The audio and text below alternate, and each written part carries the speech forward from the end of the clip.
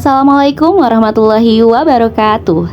Perkenalkan, nama saya Resida Agustina dari Program Studi Akuntansi Universitas Muhammadiyah Sukabumi. Kali ini saya akan menjelaskan materi terkait dengan siklus penjualan mata kuliah Sistem Informasi Akuntansi.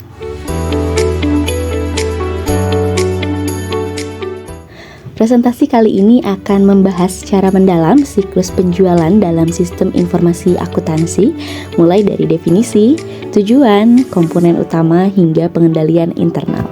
Siklus ini merupakan bagian yang penting dari proses operasional bisnis karena mencakup seluruh aktivitas mulai dari penerimaan pesanan hingga pencatatan penerimaan kas.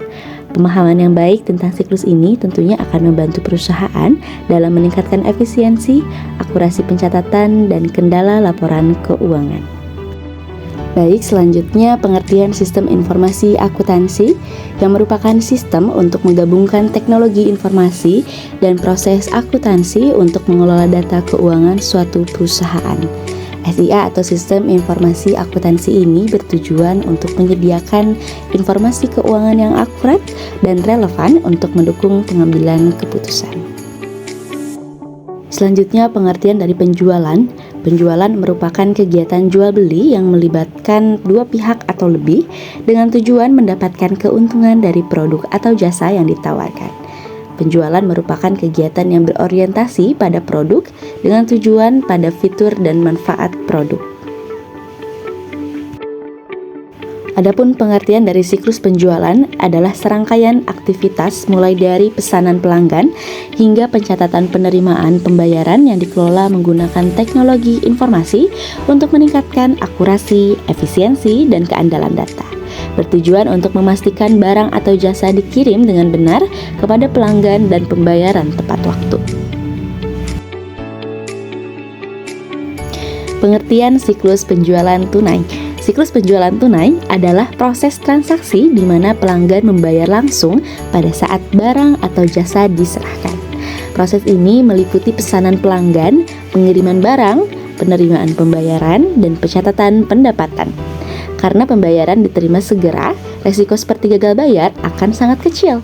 Penjualan tunai umumnya digunakan dalam sektor retail atau layanan dengan nilai transaksi yang kecil. Keamanan kas tetap menjadi perhatian utama untuk menghindari risiko kehilangan ataupun kecurangan. Selanjutnya, pengertian siklus penjualan kredit. Siklus penjualan kredit mencakup transaksi di mana pembayaran ditunda hingga tanggal jatuh tempo yang disepakati. Proses dimulai dengan verifikasi pesanan, pengiriman barang, penerbitan faktur, pencatatan pendapatan, dan piutang usaha. Pembayaran diterima setelah jatuh tempo, mengurangi saldo piutang.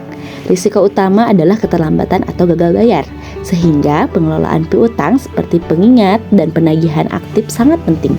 Penjualan kredit biasanya digunakan pada saat transaksi bernilai besar atau dalam hubungan bisnis jangka panjang.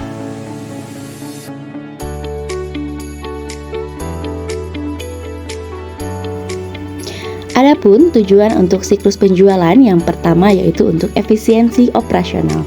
Proses yang terstruktur membantu mengurangi waktu dan sumber daya yang diperlukan untuk menyelesaikan transaksi. Kedua, keakuratan data. Dengan pencatatan yang terorganisir, risiko kesalahan dalam laporan keuangan dapat diminimalkan. 3. Pengendalian risiko. Siklus ini tentunya membantu perusahaan untuk mengelola risiko seperti keterlambatan pembayaran atau manipulasi data penjualan. 4. Informasi manajerial. Data yang dihasilkan dari siklus ini mendukung analisis dan perencanaan strategis seperti peramalan penjualan dan pengelolaan kas.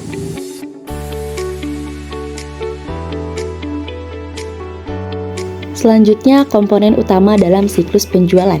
Yang pertama ada pemesanan pelanggan. Proses ini melibatkan penerimaan dan pencatatan pesanan pelanggan, baik secara manual maupun melalui sistem digital. 2. Persetujuan kredit, melakukan evaluasi kemampuan pelanggan dalam membayar untuk menghindari risiko piutang tak tertagih. 3. Pengiriman barang, mengelola logistik untuk pengiriman barang kepada pelanggan berdasarkan pesanan yang telah diproses. 4. Penagihan dan faktur, membuat faktur seperti dokumen resmi untuk mencatat transaksi penjualan. 5. Penerimaan kas, proses pencatatan pembayaran yang diterima dari pelanggan dalam bentuk tunai, transfer, atau cek. 6. Pencatatan jurnal, yaitu merekam transaksi ke dalam buku besar sesuai prinsip akuntansi yang berlaku.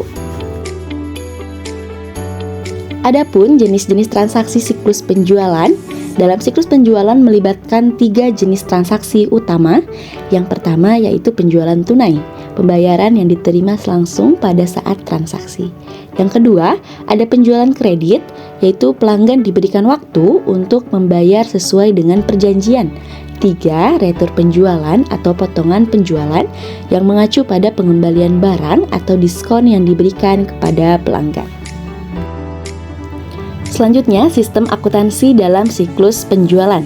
SIA atau Sistem Informasi Akuntansi digunakan untuk mengelola data dan mempermudah pelaporan transaksi, mulai dari mencatat setiap tahap siklus penjualan, mengelola piutang usaha secara real time, dan membantu menghasilkan laporan keuangan yang akurat. Selanjutnya, pengaruh siklus penjualan terhadap laporan keuangan. Siklus penjualan berkontribusi secara langsung terhadap laporan keuangan perusahaan. Pendapatan dari transaksi penjualan dicatat dalam laporan laba rugi, sedangkan piutang usaha yang muncul dari penjualan kredit dicatat di neraca sebagai aset. Jika penjualan dilakukan secara tunai, maka kas perusahaan akan meningkat. Selain itu, siklus penjualan juga berpengaruh pada arus kas operasi yang mencerminkan kemampuan perusahaan dalam mengelola pendapatan dan pembayaran dari aktivitas utama bisnisnya. Kesalahan dalam mencatat transaksi dalam siklus ini dapat berdampak besar pada keakuratan laporan keuangan. Adapun teknologi dalam siklus penjualan, yang pertama ada ERP atau Enterprise Research Planning. Sistem ini mengintegrasikan semua aspek siklus penjualan mulai dari pesanan, pengiriman, dan penagihan. 2. CRM atau Customer Relationship Management digunakan untuk mengelola hubungan dengan pelanggan dan meningkatkan pengalaman pelanggan. Ketiga, otomasi proses. Teknologi seperti Artificial Intelligence atau AI dapat mempercepat verifikasi pesanan, memprediksi tren penjualan, dan mengelola piutang. Selanjutnya yaitu alur kerja siklus penjualan yang dimulai oleh customer, yaitu dengan mengirimkan purchase order. Lalu bagian penjualan akan menyiapkan customer order, dan bagian gudang akan memeriksa stok gudang lalu membuat surat jalan. Pada bagian invoicing, membuat invoice atau faktur, lalu mengirimkan faktur ke bagian customer dan membuat tanda terima dan kirim ke customer. Customer akan menerima berupa faktur dan tanda terima tagihan. Lalu bagian penagihan akan menyimpan tanda terima dan melakukan penagihan hingga selesai. Selanjutnya, pengendalian internal siklus penjualan. Pengendalian internal diperlukan untuk memastikan keandalan data dan mengurangi risiko. Yang pertama, dengan pemisahan tugas, proses penjualan, pengiriman, dan pencatatan dikelola oleh departemen yang berbeda. 2. Otorisasi. Setiap pesanan harus melalui proses persetujuan sebelum diproses lebih lanjut. 3. Audit, pemeriksaan rutin dilakukan untuk memastikan tidak ada manipulasi data atau penyimpangan. Selanjutnya, kesalahan umum dalam siklus penjualan. Beberapa kesalahan umum dalam siklus penjualan yang seringkali terjadi adalah: 1. Pencatatan faktur ganda. Hal ini dapat menyebabkan laporan keuangan menjadi tidak akurat. 2. Pengiriman yang salah. Barang yang tidak sesuai dengan pesanan dapat mengurangi kepuasan pelanggan. 3. Pengabaian piutang jatuh tempo. Kegagalan dalam menagih piutang pada waktunya dapat berdampak negatif pada arus kas. 4. Kesalahan-kesalahan ini dapat diminimalkan melalui pelatihan staf, penerapan teknologi, dan pengendalian internal yang lebih baik. Adapun tantangan dan solusi dalam siklus penjualan, yang pertama adalah kesalahan data. Kesalahan input data dapat mengakibatkan faktur yang salah. Solusinya yaitu dengan mengintegrasikan sistem ERP untuk otomasi proses. Kedua, penundaan proses.